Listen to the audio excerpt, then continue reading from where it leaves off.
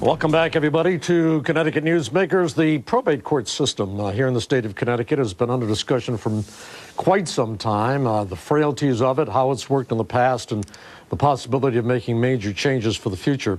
And we want to talk about that here for the next segment of the program with two guests. Paul Knierim, who is the probate court administrator here in the state of Connecticut, is on my immediate right.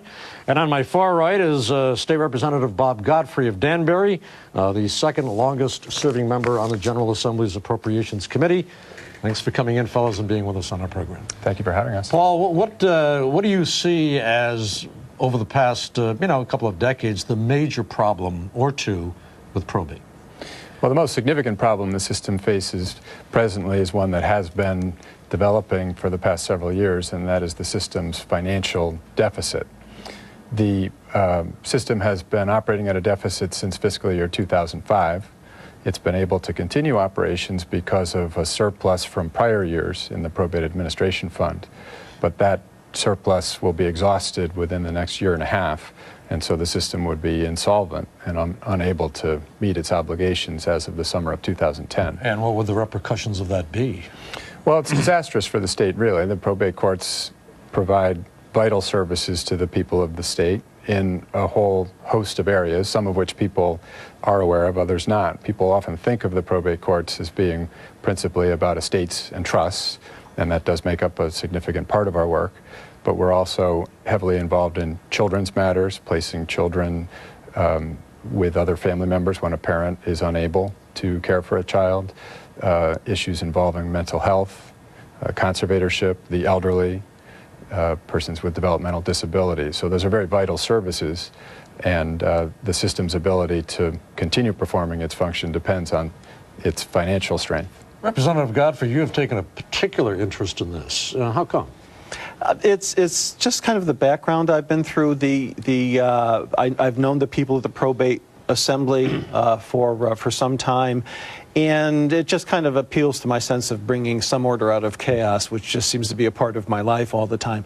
And this is a particularly interesting challenge, really. We've kind of known that this was coming at us for a couple of 3 years, but the courts have been in place since colonial times. It antedates the Revolutionary War, for crying out loud, and so it's very, very difficult to make the changes. We call Connecticut the land of steady habits, and the joke is that's because we're for progress, so long as it doesn't involve much change. And this is a big change. We've got to be careful, certainly, to save. I think the most important part about the probate courts is they're the most user-friendly courts we have. People are comfortable in there. They know judges because they're from their local area. And so we want to save that, but at the same time, we need to make them efficient, bring them into the 21st century, and make sure, certainly, that they're fiscally sound.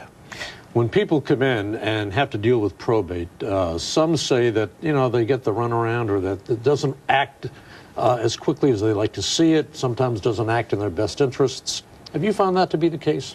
Well, I have yet to find a court that satisfies everybody's sense of timing immediately. True. Because anyone who comes in thinks, they're right, you just have to say that I am and move on. That's why we have to deal with complaints against judges, we have complaints against lawyers all the time, because everybody doesn't win.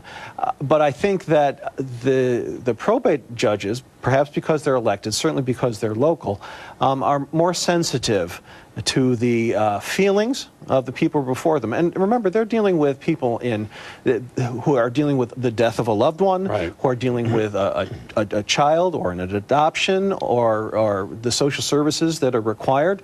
And the probate assembly, for example, in the last few years did a completely wonderful job. Actually, we talk about efficiency and effectiveness. They did it by creating the regional children's courts, which brings not only their judicial robe into the courtroom, but brings all of the social services that are already available in one place. It's very much one-stop access, and they've won national awards for it. So I'm happy to see that the probate assembly themselves, the probate judges themselves, are the ones who are proposing to deal with the reform. It's a big step in the right direction. Paul, the strategic plan that you talk about, what are the highlights?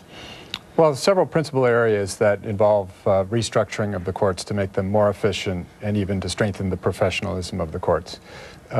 At the top of the list would be a revamped judicial compensation plan that would move us away from a system in which judges are compensated based on court revenue, really an archaic system that needs change, to one in which judges are compensated based on the duties that they perform. Saves about $500,000. Yes, it does.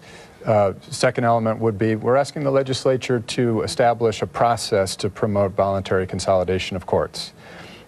We think it fits hand in glove with many of the discussions that are going on in municipalities right now about ways to save money by regionalizing services. We are very much seeking to maintain the balance of courts that are rooted in the communities that they serve and are accessible to people, but at the same time are as cost effective as they possibly can be. We'd also centralize the finances of the system. Right now, the courts operate quite independently, and by doing so, we'd have a more uniform system and better cost controls in place. Bob, what do we need legislatively? We need to be able to put the enabling legislation into place that will allow all of these changes, to provide for a way to do the voluntary consolidation, to provide for the way to save the money. And in the second year of the biennium, we're actually currently looking at a $5 million deficit in the probate fund. We're going to find ways to make sure that hole is filled so that the system doesn't go bankrupt.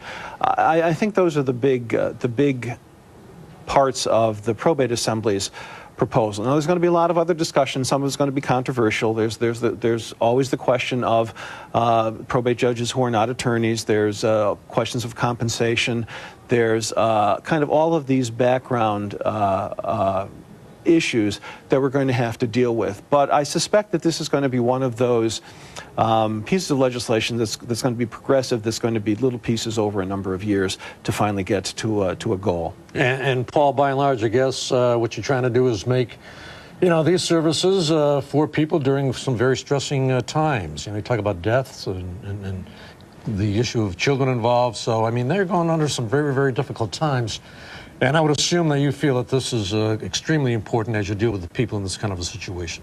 I certainly do. High priority. I think that the probate courts are uniquely well suited to those kinds of intensely personal family situations. And that's why the legislature over the years has assigned the courts that area of responsibility.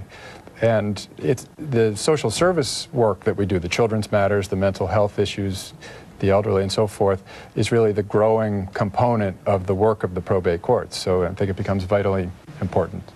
Well, and Bob, you're going to be in the middle of it because we have this whole budget thing that seems to be going on at the Capitol, so have a good time. Thanks. Gentlemen, thank you for coming in, being on the Center Program. Thank you very much.